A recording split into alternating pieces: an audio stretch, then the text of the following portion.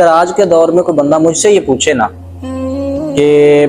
میں خدا کا قرب حاصل کرنا چاہتا ہوں، اللہ کا ولی بننا چاہتا ہوں، اللہ کا برگزیدہ بندہ بننا چاہتا ہوں، تو میں اسے یہی کہوں گا کہ نہ بہت زیادہ لمبے چکروں کے اندر نہ پڑے، چلوں کے اندر، مراقبوں کے اندر، کسی عملیات کے اندر، وظائف کے اندر۔ میں کہتا ہوں یار کچھ بھی نہ کرو، خدا کی عزت کی قسم ہے اگر تم صرف اور صرف ایک نماز کو سمجھ کے پڑھ لو نا، تو میں سمجھتا ہوں بندہ اللہ کا ولی بن چکا ہوتا ہے۔ اگر ہم یہ فلسفہ سمجھے جس طرح میرے آقا کریم علیہ الصلوۃ والسلام نے ارشاد فرمایا صلی اللہ علیہ وآلہ وسلم، میرے آقا نے فرمایا کہ نماز اس طرح پڑھو گویا کہ تم خدا کو دیکھ رہے ہو۔ عرض کی گئی یا رسول اللہ صلی اللہ علیہ وسلم، اگر ہمارا یہ خیال نہیں بنتا کہ ہم اللہ کو دیکھ رہے ہیں، تو میرے آقا کریم علیہ الصلوۃ والسلام نے ارشاد فرمایا پھر سن لو اللہ تمہیں دیکھ رہا ہے۔ اگر بندہ صرف یہی سوچ لے کہ اللہ مجھے دیکھ رہا ہے، میں اللہ کی بارگاہ کے اندر کھڑا ہوں،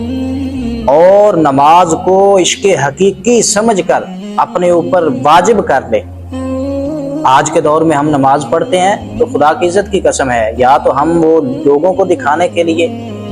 یا پھر ہم اپنی عادت پوری کرنے کے لیے نماز پڑھ رہے ہیں۔ کسی نے بھی آج تک نماز کو سمجھ کے نہیں پڑھا۔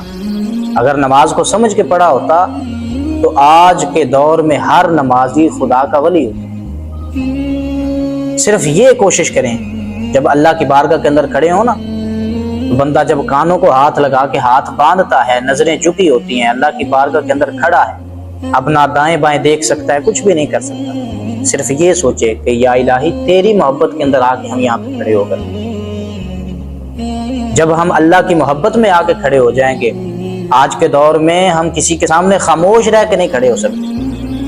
لیکن اگر بندہ اس حالت کو سمجھ لے کہ میں اللہ کی بارگاہ کے اندر آ کے کھڑا ہو گیا ہوں اور میری نظریں جھکی ہوئی ہیں اور میں اس خدا کی تعریف کر رہا ہوں، کبھی میں سبحانک اللہم و بحمدک پڑھ رہا ہوں، کبھی میں الحمدللہ پڑھ رہا ہوں، الحمدللہ رب العالمین پڑھ رہا ہوں، اور اگر آپ نماز کو سمجھیں تو آپ کو پتہ چلتا ہے، ہمیں یہ پتہ چلتا ہے کہ نماز کس طرح ہمیں اپنی ذات کو مٹانے کا درس دیتی ہے۔ نماز ہمیں بتاتی ہے کہ عشق حقیقی ہے کیا۔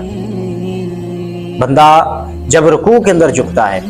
اندر جھک کر یہ کہتا ہے سبحان ربی العظیم، مولا میں نے خود کو جھکا دیا ہے، بلند تو ہے۔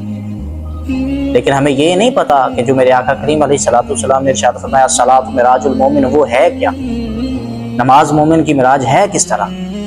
وہ صرف اور صرف خدا کے سامنے جھکنے کا نام ہے۔ بندہ اپنا سر زمین پر رکھ کر اپنے ناک کو زمین کے اوپر رگڑ کر کہتا ہے سبحان ربی الاعلی،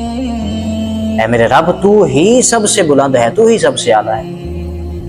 اگر یہ صرف اور صرف دعا یا کلمات یا نماز یا ایک رسم سمجھ کر ہم ادا کرتے رہیں گے تو خدا کی عزت کی قسم ہے یہی نمازیں ہمارے منہ پہ مار دی جائیں گی۔ لیکن اگر انہی نمازوں کو ہم خدا کے عشق کے اندر پڑھنا شروع کر دیں، ہم اپنا سر جھکا کے کہیں کہ مولا